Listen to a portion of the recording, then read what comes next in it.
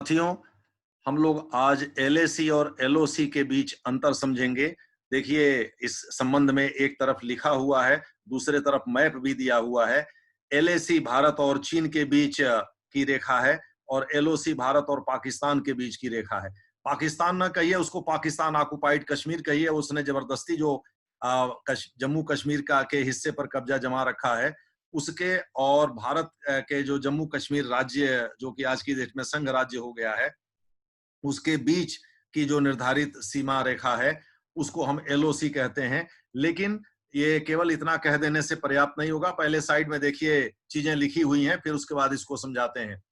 वास्तविक नियंत्रण रेखा और नियंत्रण रेखा के बीच अंतर देखिए। एलएसी भारत और चीन के बीच राजनीतिक स्तर पर निर्धारित वह रेखा, इसमें राजनीतिक स्तर पर ध्यान रखिएगा, जिसके ठीक पहले तक के क्षेत्र पर दोनों देशों का नियंत्रण था।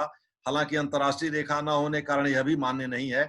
नैसर्गिक बाउंड्री नहीं होने के कारण तथा किसी संधि द्वारा इसका निर्धारण न होने के कारण यहाँ दोनों सेनाओं के बीच झड़पें होती रहती हैं, जो कि 15-16 जून की इंटरवीनिंग नाइट को हुआ है। वो आप यहाँ देख सकते हैं।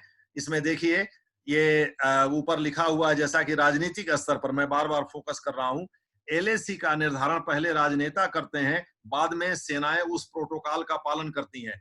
जैसे 1993 से भारत और चीन के बीच जो है वार्ता शुरू हुई थी। एक पिछले रिकॉर्डेड लेक्चर में हमने ये बात कही थी। भारत और चीन के बीच सीमा विवाद को डिस्कस किया था।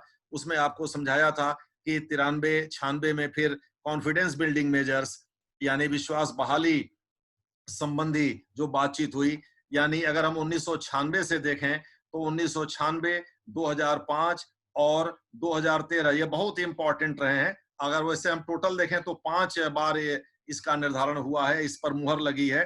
1993, 1996, 2005, 2008 और अक्टूबर 2013। अक्टूबर 2013 में डॉक्टर मनमोहन सिंह, ए के एंटनी, जो कि उस समय रक्षा मंत्री थे भारत के, उनके साथ वो बीजिंग गए थे और वहां जो एलएसी पर शांति बनाए रखने के संबंध में एक समझौता हुआ था, जिसको हम बाउंड्री सिक्योरिटी एग्रीमेंट के नाम से या पैक्ट के नाम से जानते हैं।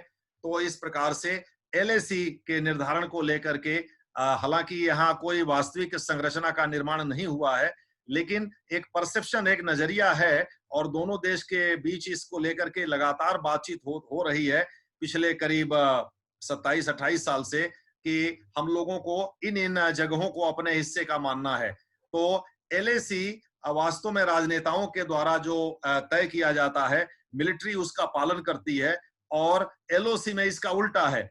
मिलिट्री जब आपस में इंगेज होती है, यानी जब कॉन्फ्लिक्ट होता है, संघर्ष होता है, तो दोनों के बीच जब सीज फायर होता है, यानी ग्राउंड पे जब युद्ध विराम होता है, दोनों देश की सेनाएं एक दूसरे सेना के प्रति गोलीबारी बंद कर देती हैं, तो उस समय जहां जहां वो सेनाएं होती हैं, उन उन जगहों को वो उनके हिस्से का मान लिया जाता, माने उनके संबंधित देश के हिस्से का मान लिया जाता है, और उनके बीच की जो रेखा होती है उसे एलओसी मान लेते हैं, लाइन ऑफ कंट्रोल। हालांकि ये दोनों अंतर्राष्ट्रीय रेखाएं नहीं होती, क्योंकि न तो अंतर्राष्ट्रीय किसी बाउंड्री कमीशन के द्वारा इनका निर्धारण होता है, और न ही किसी जैसे यूनाइटेड नेशन सिक्योरिटी काउंसिल या उसकी स्पेशलाइज्ड एजेंसी के द्वारा इसको कोई मान्यता मिली होती है। तो इस प्रकार से ये एक आपसी समझ पर आधारित व्यवस्था है, लेकिन फिर भी इसको भी काफी हद तक समझा जा सकता है।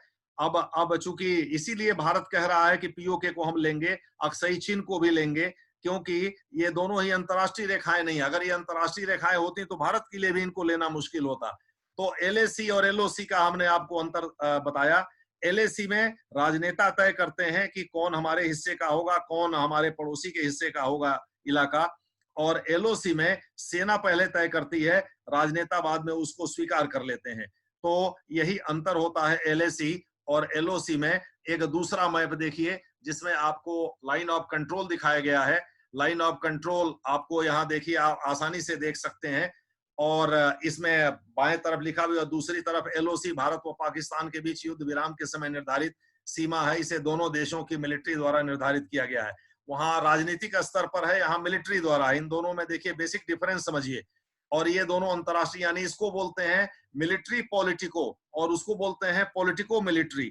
दूसरे शब्दों में वहां राजनेताओं की भूमिका पहले आती है, सेना की भूमिका बाद में होती है। सेना वही करती है जो राजनेता तय करते हैं। यही कारण है कि यहाँ पेट्रोलिंग के दौरान भी कोई बंदूक या कोई इस तरह का असलहा लेकर के दोनों तरफ की सेनाएं नहीं घूमती, लेकिन चीन ने बड़े बड़े शातिर अंदाज में इस बंदूक और तोप की जगह जो है उसने पत्थर या कंकड़ या कंटीलेदार तार या ये इस तरह के रॉड वगैरह का इस्तेमाल करके और भारतीय सेना के साथ जो कुछ भी किया है कल परसों में, उसने इसी तरह के ऐसे ही एक हाथ लगा करके किया है।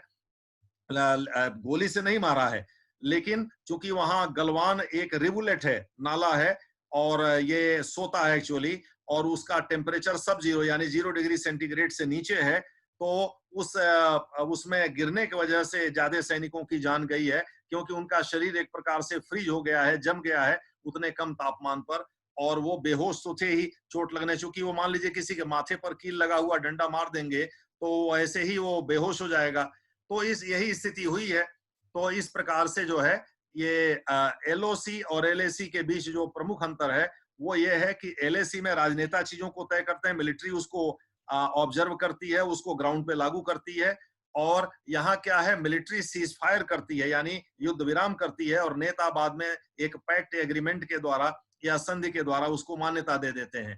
तो एलओसी का निर्धारण एक्चुअली 10 जनवरी 1966 की मध्य रात्रि को, जब ताशकंद में थे लाल बहादुर शास्त्री, उनके और जनरल अयूब खान के बीच, उस समय सोवियत रूस का प्राइम मिनिस्टर एलेक्सेई कोसिजिन था, इन दोनों के बीच जो सहमति बनी सोवियत रूस के मेडिएशन के परिणाम स्वरूप, उसके आधार पर एलओसी का निर्धारण हुआ, और 26 अक्टूबर 1962 को जितना हिस्सा कब्जे में रख रखा था चीन ने, उसके बाद जो सीमा का निर्धारण हुआ, जो राजनेताओं के बीच बातचीत के आधार पर तय किया गया, वो एलएसी हो गया।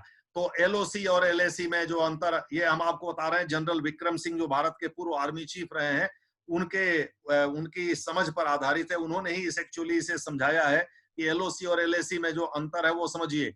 दूसरे शब्दों में, चीन और भारत के बीच जो कुछ भी हो रहा है उसमें मुख्य भूमिका अब राजनेताओं की हो गई है, हमारे देश के प्राइम मिनिस्टर की और उनके देश के राष्ट्रपति की।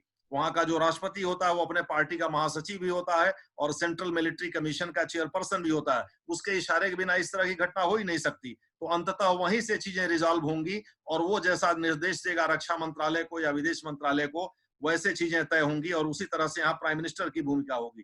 तो एलओसी और एलएसी में आपको अंतर समझाया गया। उम्मीद है चीजें आपको समझ में आई होंगी। धन्यवाद।